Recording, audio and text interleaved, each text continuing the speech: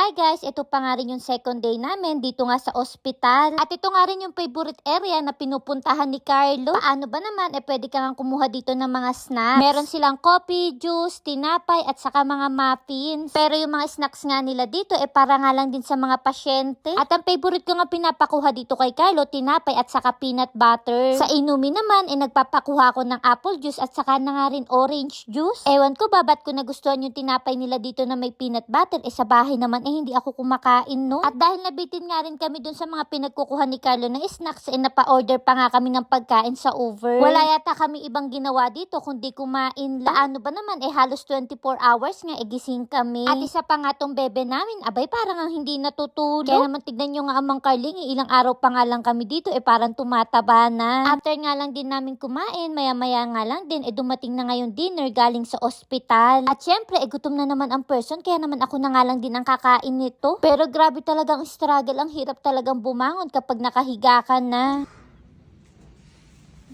Tignan mo na yung pagkain ng hospital.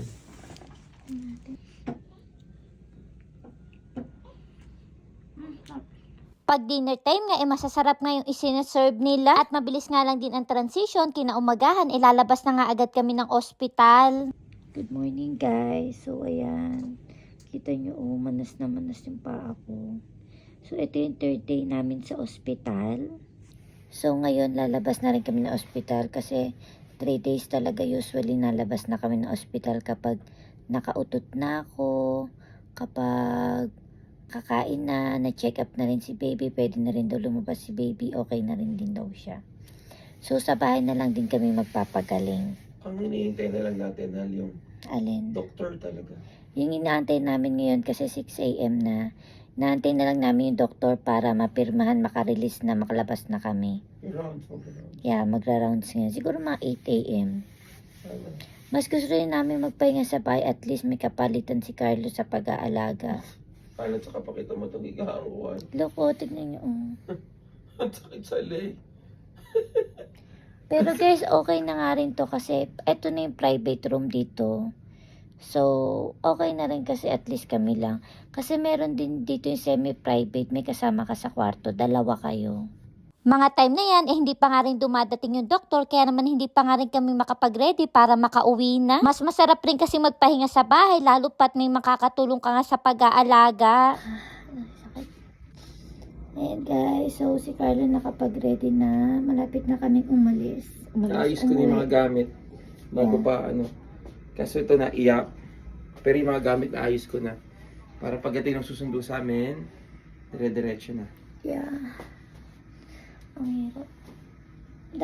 Marami rin kami gamit, pero actually sa mga dinala namin, yung damit lang pa uwi, halos ang nagamit. Kasi kumpleto dito. Yeah. Mga gamit. May milk, may diaper, Pababa ko na lang yung yung mga wagon. No? napkin, kumpleto. Lahat ng gagamitin mo. Ay, pagbaba nila, padala ko yung wagon para maraming dadalhin, no? Yeah. Tapos guys, miski mga gamot, sila rin naman yung nagpo-provide. Hindi mo kailangan bumili sa labas, ganun. Lahat. Kagaya na itong iniinom ko. Laxative. Ano? Laxative? Laxative. Laxative. No, laxative. Laxative. Yeah.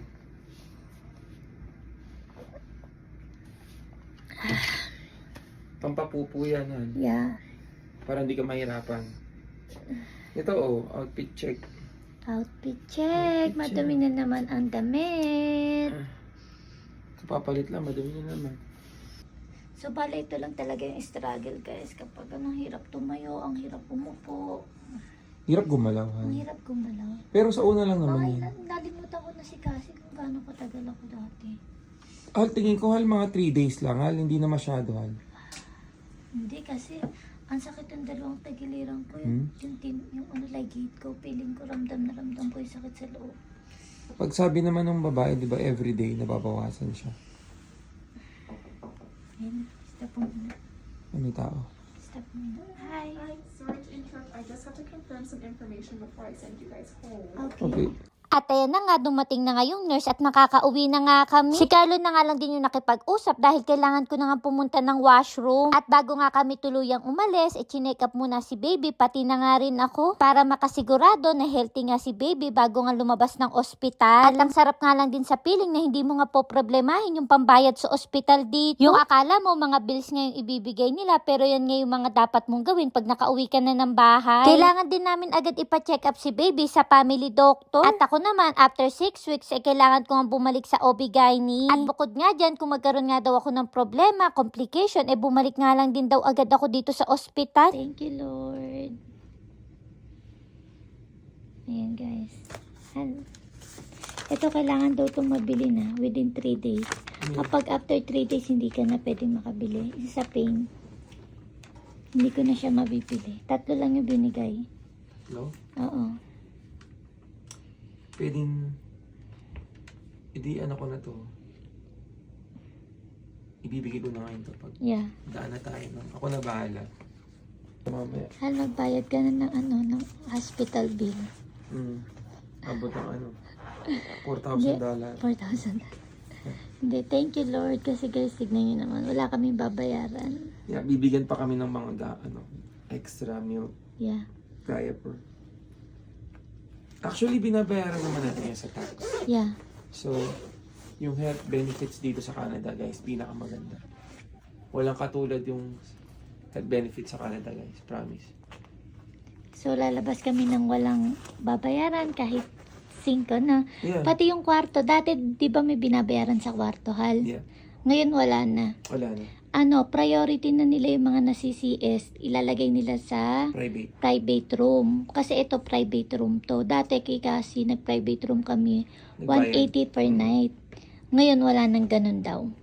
Basta pagka nasasarian ka, automatic dito ka mapupunta. Basta may available. So ayan, may formula sila. May milk, tapos may bote na. Paano pag binuksan na siya? 1 hour. Pero pagka nasa ref, 48 hours. Oh, okay. 48 hours. Okay. So, nilagay lagi sa ref. Ito yung nire-recommend nila sa atin, yung liquid na.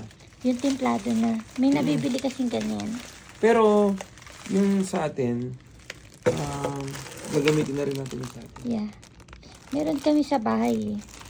Bala ko pa rin naman i-breastfeed si baby, kaya lang medyo mahina pa ako at isa pa wala pa rin akong gatas. At sa sobrang hirap nga rin ng katawan ko hindi ko pa nga masyadong maalagaan si baby ngayon. Pero di bale, pag nakauwi na kami panigurado mas magkakaroon na ako ng lakas.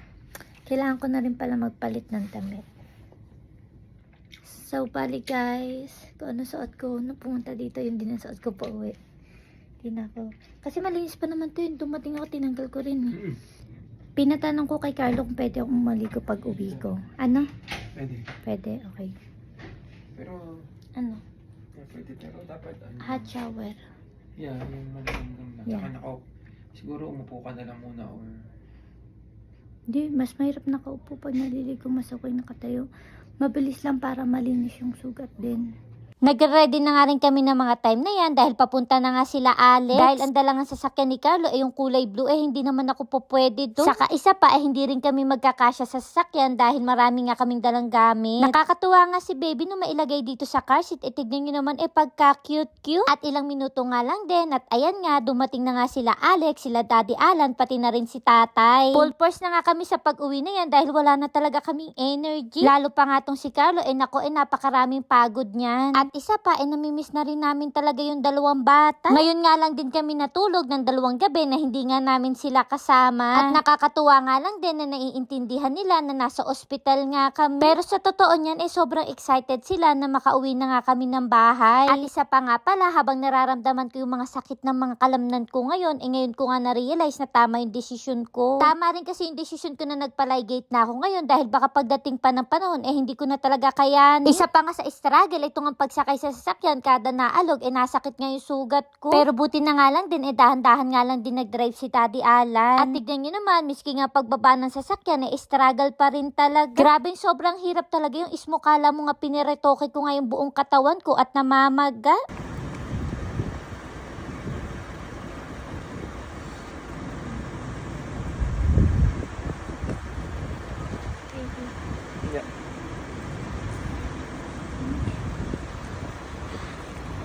Nababa na ni tatay mga gamit.